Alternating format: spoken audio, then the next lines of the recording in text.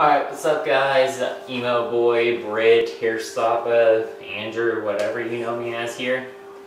I'm here to do a tutorial on butterfly crossers, and so if I can get into them. There we go. Butterfly crossers. And then split time Huggy crossers. I'll also be talking about the concepts of split times and butterfly in this because I realized I didn't cover that fairly enough in my tutorials and a lot of people were confused, especially the main person who asked me to make those tutorials for.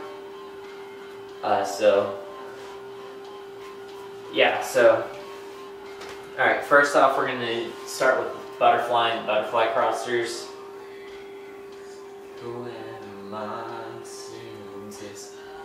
Okay. Hopefully by now. Alright, so if you don't know butterfly crossers, this is where I started with crossers. I learned butterfly crossers first. Entries into them. Lots of people get into it from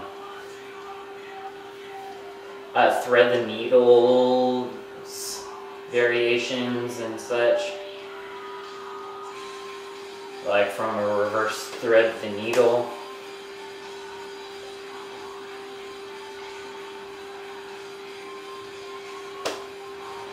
Sorry, that's split time. I haven't practiced these in forever, so I'm sure I'm looking horrible. Like I said, I haven't practiced it, so all my entries are sloppy. So yeah, first you have to determine which hand you want to be on top. You can do it with either, and I recommend you learn it with either, so when you find your entries, you can't do your entries because, oh, I can't do my entry because I have the wrong hands. But first, before I go into butterfly crossers, I guess I should go into the concept of butterfly. Okay. So this, as we all know, or should know if you're watching this, is a butterfly. And this is a reverse butterfly. Reverse, of course, referring to the direction of spin.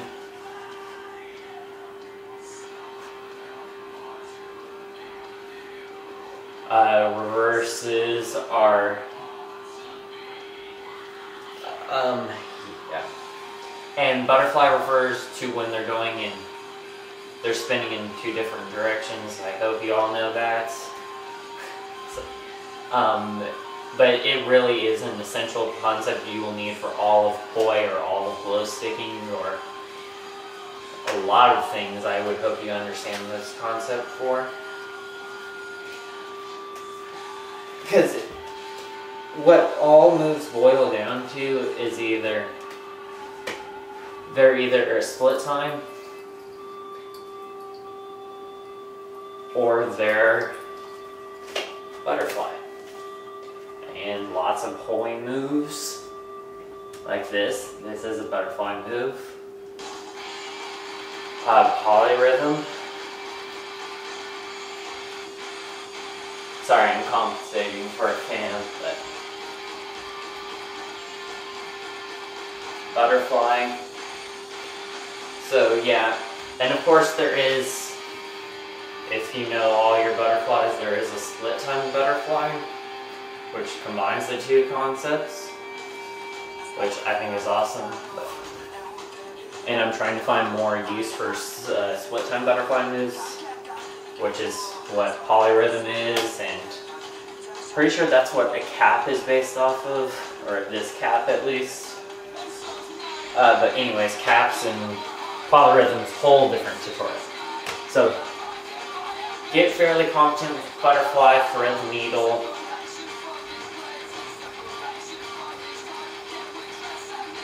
get competent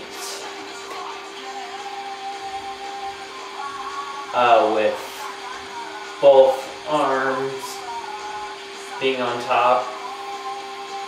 Body movement for butterfly crossers.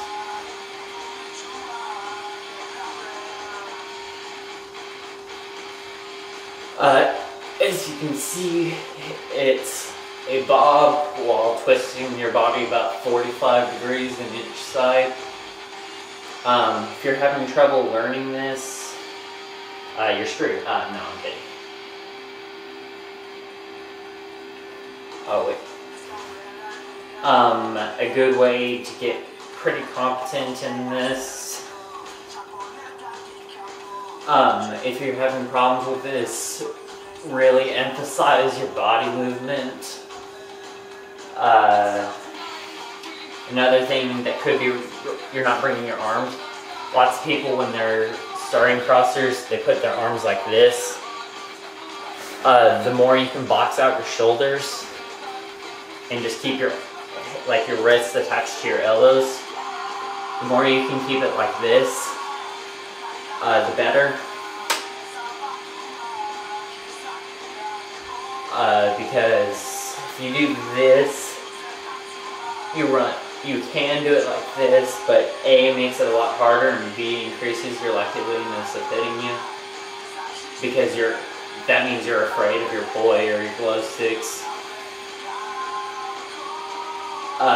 So if you can keep it relaxed.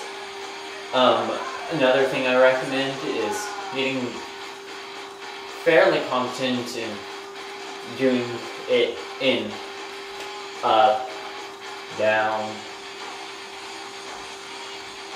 So become fairly competent with it. I loved butterfly crossers, and I still do. I'm starting to incorporate them a lot more, but I have an entry that I can't go into with you, because if you don't know butterfly crossers, most likely you don't know Huggy crossers. Or you shouldn't.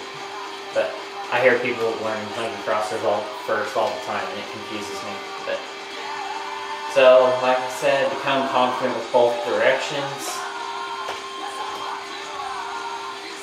Butterfly crossers, both arms on top, and being able to move up and down. And there really is a lot you can do with butterfly crossers. You can start with wraps, go into butterfly stuff. You can go into a wide and good entrance into like butterfly flower variations. And it can just be a good launching ramp. Of course, for if you do like butterfly mind meltdowns, butterfly, all that nonsense.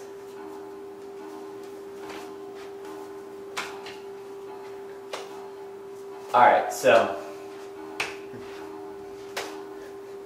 the next thing I'm going to be talking about, of course, is going to be the split time version of crossers, which is split time crossers, split time Huggy crossers. They're incorrectly called straitjackets sometimes. Like, I know a couple people who call them straitjackets, but that's a whole different version of crossers where your arms are tucked in and such. I haven't even attempted those yet, so I can't do a tutorial for those, but what I can do is give you a tutorial for Huggy crossers. Yay! They're my favorite version of crossers, of the two basic crossers of butterfly and split time. But I usually prefer split time moves.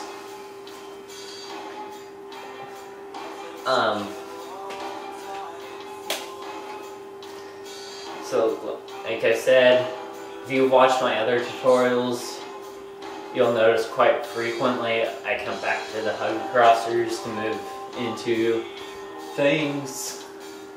It's because once you understand the basics of split time and you get this move solid, it really does allow you to go into anything from it. That was almost butterfly western. Alright, anyway. So, if how I learned it, I kind of learned it by accident. So you're here doing a butterfly crosser. So you're sitting here doing butterfly crossers, and then you're going to wrap off your leg, and what do you know, you just sent it into a split time. And that's how I was told how to do it, and that's how I happened upon crossers. But a good way, but upon teaching people, I've noticed not everyone can learn it that simply. So there's two ways of going about learning this move. First version would be just trying to perfect the whole butterfly crossers entry and getting it that split time, and just exaggerating the body movement, because the body movement for crossers, when you're first going to learn, you're going to exaggerate and you're going to pivot. So pivot at the waist, and you're moving your waist around more than anything. So your feet are firmly planted, but you're moving your waist around, which causes this to get enough motion to keep you in a split time. Another way that people learned it, and I helped teach someone, is so with your arms crossed, get into a side plank split time, and then turn. So now it's going the opposite direction. Now turn. No turn. No turn. And get to a point where you can go turn, turn, turn, turn. And that will get you very primitive in it, and then you will understand the body movement, and you can get into it. So if that sounds better. So again, side plank, arms under. I have my right arm under, left arm on top. Oh, that's butterfly. Sorry. Whee. So, going in normal spin, right arm under,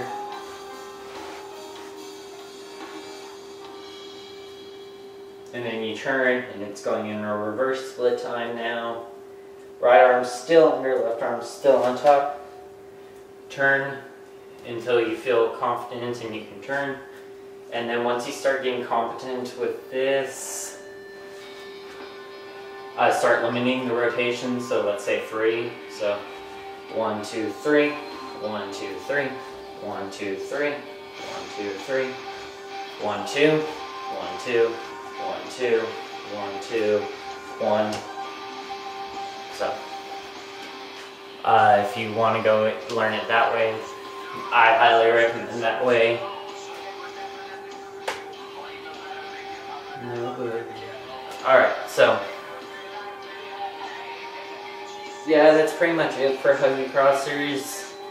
I just wanted to post that up, both these crossers up for people, because I realized it doesn't do any good if I post all the moves if people don't know moves you start learning before all those. So there you guys go. Yeah. Sorry, I'm trying to do string next with flow.